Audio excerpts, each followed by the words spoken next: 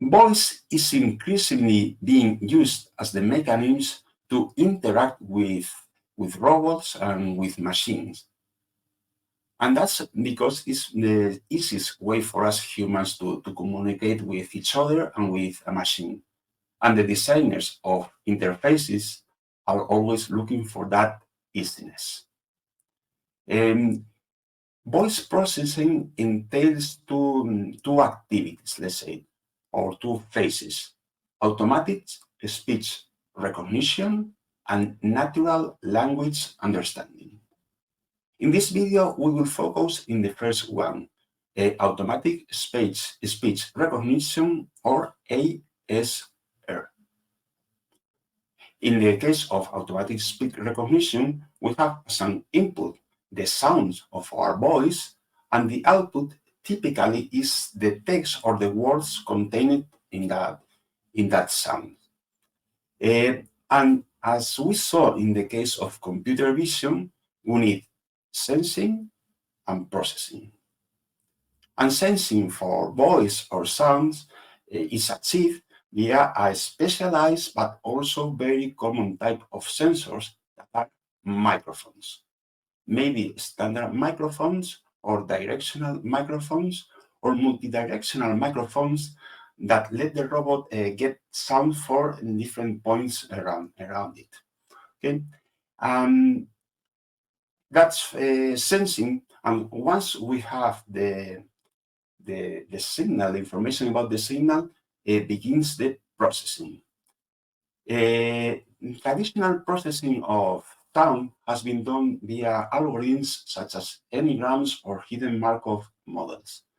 But nowadays, the main technology, as happened with computer vision, is artificial intelligence and specifically deep learning or neural networks.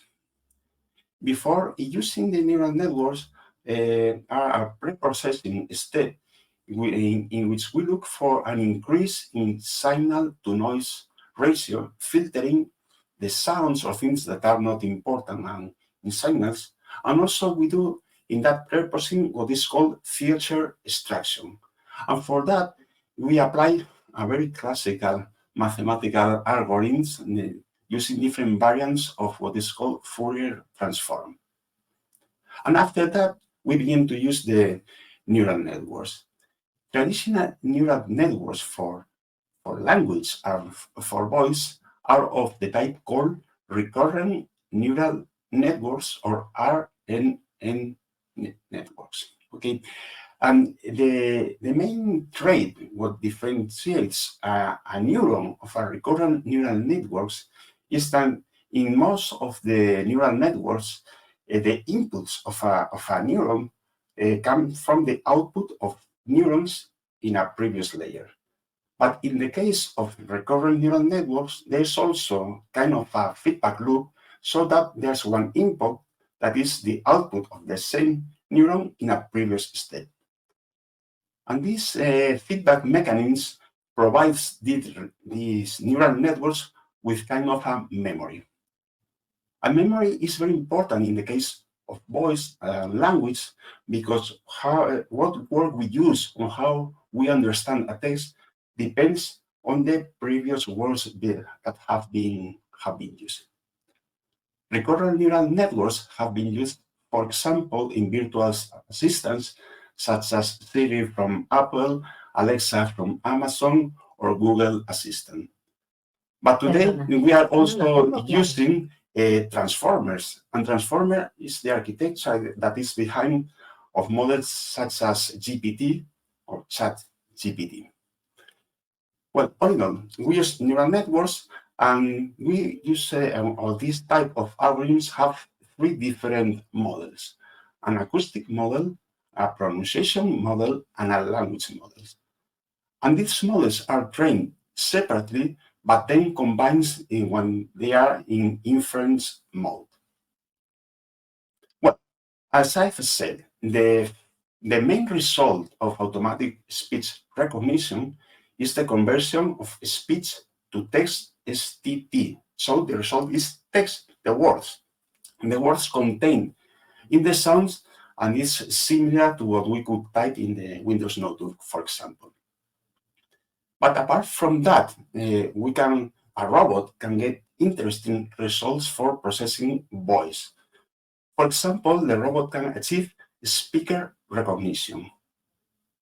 Similarly to what happened in computer vision took advantage of the fact that the face of each person is different to recognize the specific person, the specific human. Well, in the case of speech recognition, we do speaker recognition, taking advantage of the fact that the timbre of the voice of each person is different from each other. So one of the things we could achieve is speaker recognition, but also the robot can get emotion recognition, not only because of the words contained in the sound, but also because intonation, loudness, and the like give some information about how is feeling the human or the person who is talking. Well, all in all, let's consider that the main result is the text contained in words. Well, after we have that text, the next step is processing that text so that can say understanding what is in it. And that's natural language understanding. But about natural language understanding, we'll speak in a future video.